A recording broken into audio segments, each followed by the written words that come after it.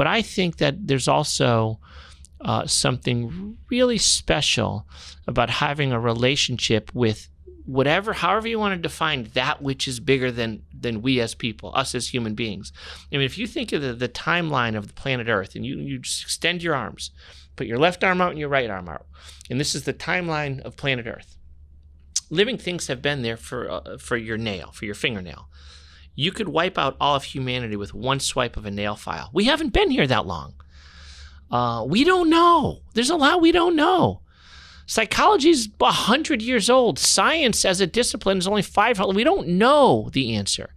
What I know that a lot of smart people converge on is that having a relationship with something bigger than oneself, call it spirituality, call it religion, call it purpose, call it, I don't care what the hell you call it, helps people get through the suffering that is built into the human condition.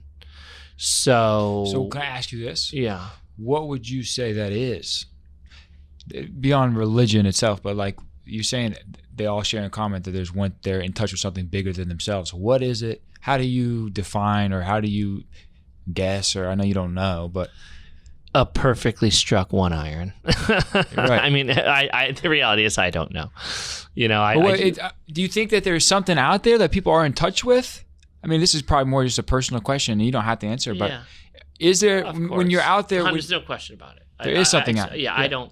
I not even if you delve into science at the depth that I have for as long as I have across all disciplines. Right, we're talking about philosophy, religion, psychology, physics, math, medicine, sociology.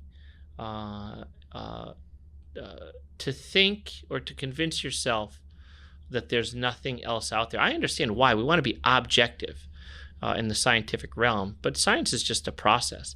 But to not concede that there's not something bigger or more out there is either to just blatantly ignore the evidence or just decide like you're going to look at, you're going to read Moby Dick and say it's a story about fishing. Like, okay, Melville didn't, but you can take whatever you want from the book.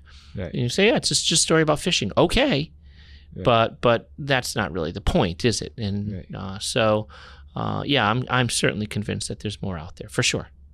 Yeah, I kind of feel this. Anytime I hear someone completely, you always respect where people are coming from, but anytime I hear someone just completely write off religion or spirituality in general, I always kind of feel bad for them. Sad. It's sad. It's the real, that they're going to go through their life without the light that can come from that type of relationship with, call it whatever you want. Right. Yeah. Right.